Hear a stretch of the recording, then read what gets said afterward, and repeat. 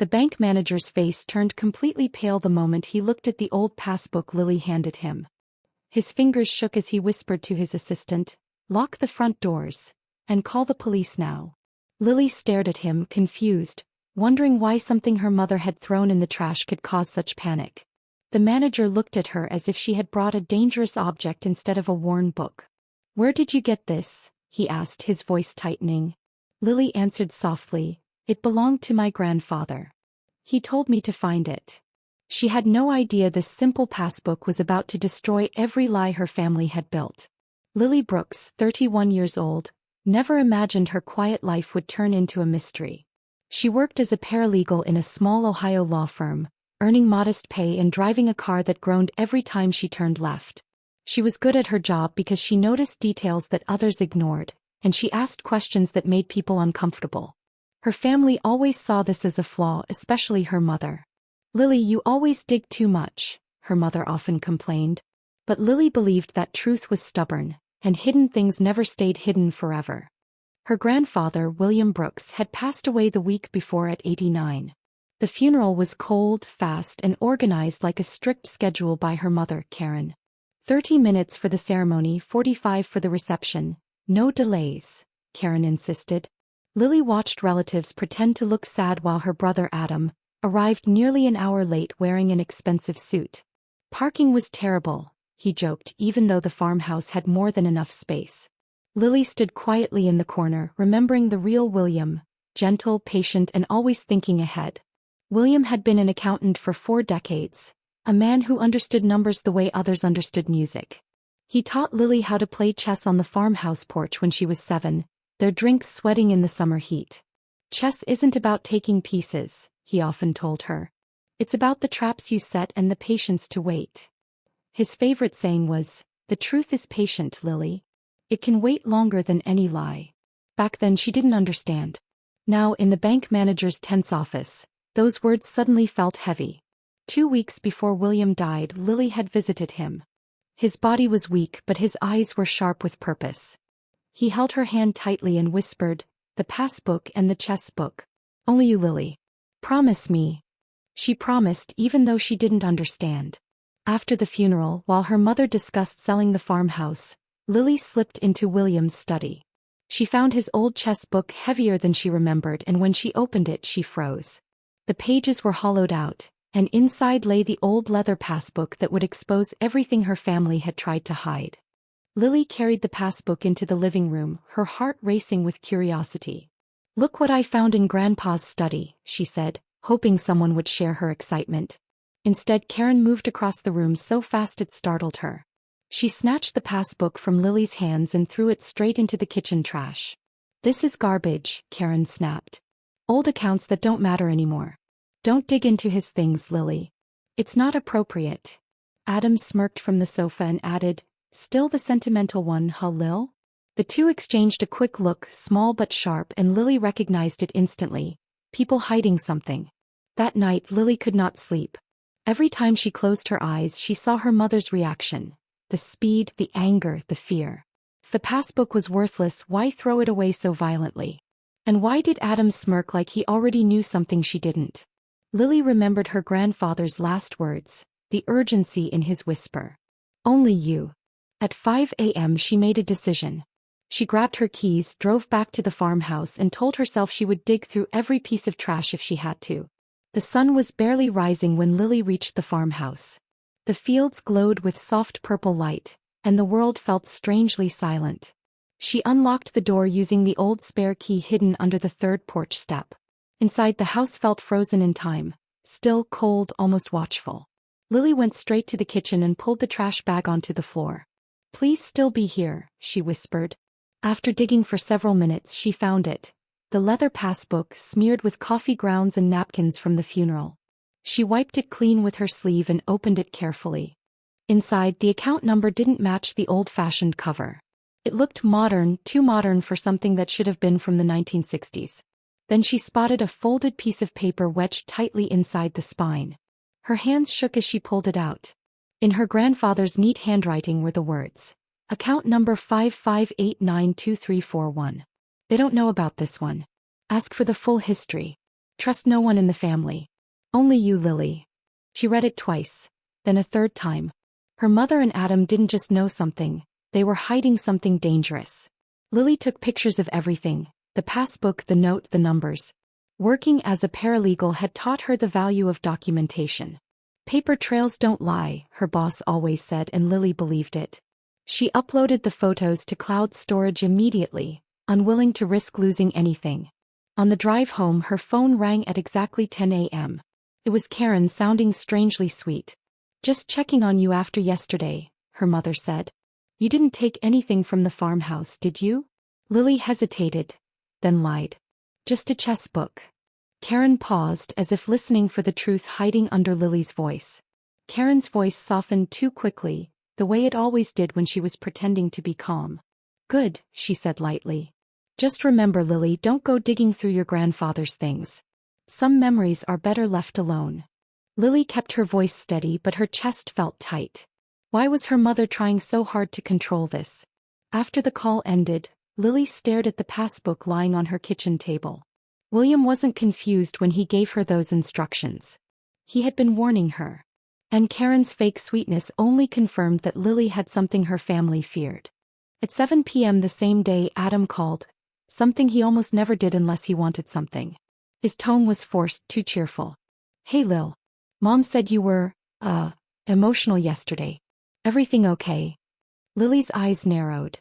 I'm fine, she replied. Just thinking about Grandpa. Adam hummed as if pretending to care. Then he slipped into the real purpose of the call. You know Grandpa didn't have much, right?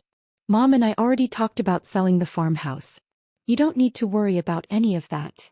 Lily felt the words settle like ice. He was rehearsed. Adam continued talking, too smoothly for someone who had supposedly called out of concern. Just let Mom handle it, he said. She knows what to do. Lily held the phone tighter. Why are you telling me this? She asked. Adam chuckled lightly. Relax, Lil. I'm just making sure you're not stressing yourself out. But she heard the nervousness under his voice, the slight tremble he tried to hide. You didn't find anything weird in Grandpa's things, right? He asked. Lily paused long enough for him to feel it. No, she lied again. Adam exhaled too deeply, relief not comfort. After the call, Lily sat alone in her apartment replaying both conversations. Karen called at exactly 10. Adam called exactly 9 hours later. It didn't feel like coincidence. It felt like strategy, checking her story, confirming what she knew, making sure she wasn't asking questions that might uncover the truth. Lily opened the passbook again, ran her fingers over William's handwriting and whispered, What were you trying to tell me, Grandpa? She knew one thing for certain. Her mother and brother were hiding something big. And tomorrow she was going to the bank to uncover it. Lily requested a personal day from work the next morning, and her boss approved it without hesitation. She drove 2 hours to the small town of Milford, where the old savings institution still had its main branch. Lily walked in carrying the passbook, her ID, William's death certificate, and anything else she might need to prove she belonged there. A young teller greeted her with a bright smile that faded the moment she typed the account number into her system. Please give me a moment, the teller murmured before disappearing into the back room. Lily sat in the lobby watching the clock, feeling tension crawl up her spine. Something was very wrong, or very important. Minutes passed, 5, then 10, then 20, and Lily began to wonder if she had made a mistake. Maybe the account was empty. Maybe she had misunderstood William's note. Just as doubt started creeping in, a tall man in a gray suit approached her with a serious expression. Miss Brooks, he asked politely. I'm Daniel Harper, the regional manager. Could you please come with me to my office? Lily followed him down a quiet hallway, her heartbeat steady but nervous, as if she were walking toward the edge of a secret. Daniel closed the office door behind them and gently placed the passbook on his desk. His hands shook just slightly, enough for Lily to notice. Miss Brooks, he said slowly, this account is flagged in our system. Lily's eyebrows drew together. Flagged? Why? Did someone do something wrong? Daniel exchanged a look with himself as though searching for the safest words. Not you, he clarified. But the history of this account is unusual. Lily leaned forward, bracing herself for whatever truth was about to unfold. Daniel explained that despite the old passbook cover, the account was not from the 1960s at all. It was opened in 2010, hidden under a vintage disguise. Your grandfather deliberately used an old cover to protect it, Daniel said. He turned his computer monitor slightly so Lily could see the balance. Then he typed a few commands, swallowed, and wrote a number on a piece of paper before sliding it across the desk. Lily picked it up and her breath caught.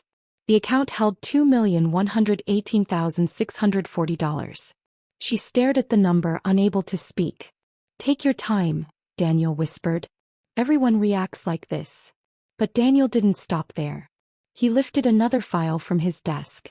There's more you need to know, he said carefully. In 2015, someone attempted to access this account. Someone? Lily asked, her stomach tightening. Who? Daniel checked the document again. A woman named Karen Brooks. She presented power of attorney forms and claimed your grandfather gave her permission. Lily felt the floor tilt beneath her. But the bank denied her? Daniel nodded. Yes. The signatures didn't match William's known handwriting. The attempt was logged as suspected fraud. Lily closed her eyes as the truth clicked into place. Her mother had already tried to steal this money 9 years earlier. Daniel made several calls and soon 2 more staff members entered the office. A security officer and a representative from the bank's legal department.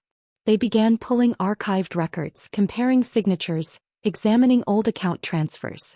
Lily watched silently, her hands folded tightly in her lap. Every new page confirmed what William had been fighting alone. Someone was draining his accounts long before his death. Daniel looked up with a heavy expression. Miss Brooks, your grandfather opened this secret account because all his other accounts were being emptied. Lily whispered. By who? Daniel exhaled. By your mother. And possibly with your brother's help. Lily sat frozen as Daniel continued laying out the truth piece by piece. William had been tracking every missing dollar for years, documenting each suspicious withdrawal and every forged signature. He was an accountant, Daniel said softly. He noticed everything. Lily's throat tightened as she imagined her grandfather realizing his own family was stealing from him. Why didn't he go to the police? She asked. The security officer answered gently, because he didn't have proof, until now. Lily looked down at the passbook in her lap, realizing she was holding the key her grandfather had fought so long to protect. 2 detectives from the Financial Crimes Division arrived within 2 hours. The lead detective, a woman named Karen Mills, introduced herself with a firm handshake. Elder financial abuse is one of the hardest crimes to uncover, she explained gently. She listened carefully as Lily told her everything. How William had whispered instructions, how her mother had thrown the passbook away, and how Adam had called pretending to check on her. Detective Mills reviewed the forged power of attorney documents and nodded slowly. Your grandfather was trying to expose this, she said. But he needed someone to finish the job. Lily whispered. He trusted me. The investigation moved quickly once the detectives saw William's hidden documentation. The bank provided transaction histories showing thousands of dollars disappearing over several years. Most of the withdrawals were traced to accounts linked to Karen Brooks. Some were even routed through a shell company under Adam's name. He wasn't just benefiting, Detective Mills said. He was participating. Lily felt her chest tighten. Her brother, the one who always bragged about his investments, had been building his life with stolen money. Every new document the detectives uncovered felt like another crack in the family she thought she knew. 3 days later, Lily received a call from an elderly attorney named Gerald White, who introduced himself as William's longtime friend. Your grandfather left instructions for me, he said. He told me to contact you and only you after his passing. Lily drove to Gerald's office immediately. The small room smelled of old books and polished wood, and Gerald greeted her with a warm, steady smile. He placed a thick folder on the table. William knew what was happening, he explained. And he wanted to be sure you had every piece of evidence. Lily opened the folder and saw years of careful documentation, all written by William in his own hand. Inside the folder were copies of every forged document, matched with William's real signatures. The differences were tiny but clear. Loops too perfect, pressure too smooth. She traced him, Gerald said quietly. Your mother copied his signature from old papers she had access to. There were also notes William had written about suspicious withdrawals, dates, amounts, and conversations he overheard. It was a timeline of betrayal stretching across nearly a decade. At the bottom was a sealed statement notarized 2 years earlier. "Your grandfather wanted his voice heard," Gerald said. "Even after he was gone." Lily opened the notarized statement with careful hands. William's handwriting filled the page, steady and certain, describing how Karen had taken control of his finances after Lily's father died. "She isolated me," he wrote. "She controlled my accounts, my calls, and even the information I received." He explained how every attempt to speak up had been dismissed because Karen convinced others he was losing his mind. Lily felt tears rise as she read his final line. "I am of sound mind, and I leave this truth to Lily because she has always asked the questions others feared." Gerald watched quietly as Lily pressed the letter to her chest. "He trusted you more than anyone," he said softly. Detective Mills called Lily the next morning. "We traced the stolen money," she said, her voice steady. A significant portion was funneled into a company registered under Adam's middle name. Lily closed her eyes, remembering how proudly Adam talked about his investments. "He knew exactly what he was doing," the detective added. She explained that Adam had been moving money through the shell company for years, hiding it behind fake business activity. Lily felt a cold heaviness settle in her stomach. Her brother wasn't an innocent bystander. He was a partner in the crime. Detective Mills continued digging into the family history and uncovered something that stunned Lily even more. In 2002, when Karen's own mother passed away, there had also been missing money from that estate. "The pattern matches perfectly," Mills explained. "Large withdrawals, fake signatures, sudden transfers." Lily stared at the wall, barely breathing. Karen had done this before, long before William. "She never stopped," Lily whispered. "She just picked a new victim." Mills nodded gently. "Your grandfather suspected that too.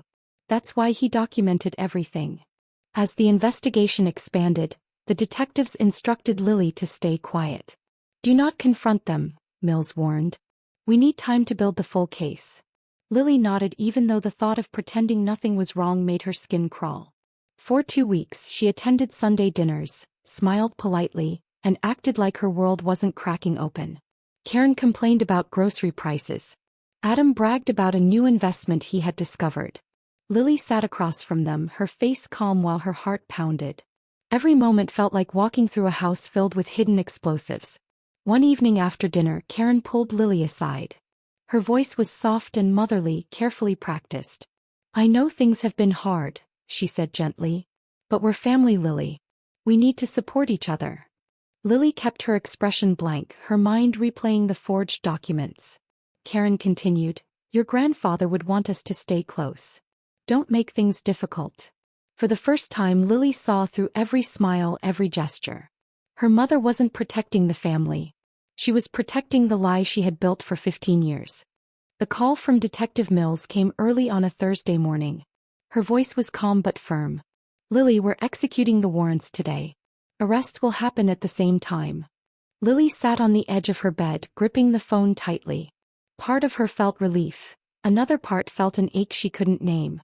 "It's time," Mills said gently. Lily whispered, "Do what you need to do." She stayed home that morning, waiting for the world she had grown up in to finally break apart. Detective Mills later told Lily exactly how it unfolded.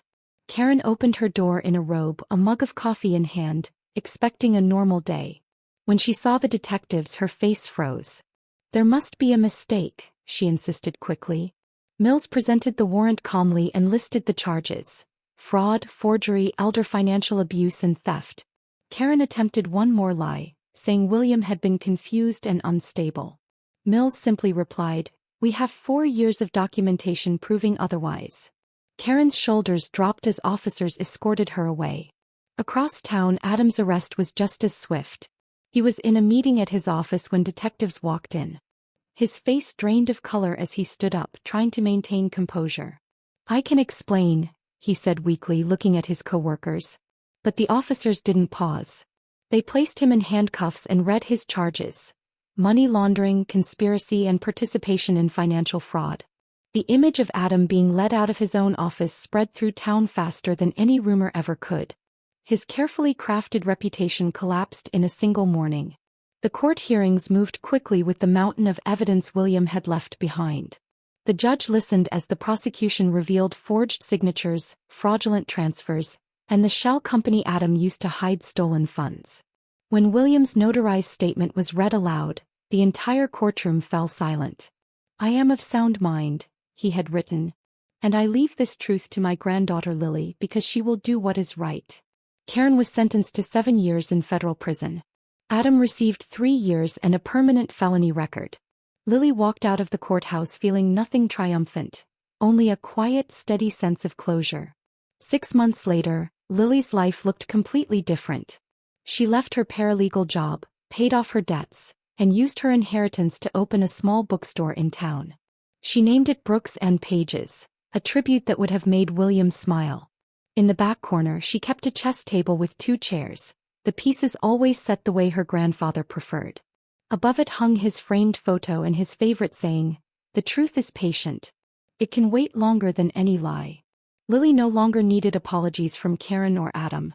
She had peace, purpose, and the knowledge that she had finished the work her grandfather trusted only her to do. And every morning when she unlocked the bookstore door she whispered, "Thank you, Grandpa. We won the game."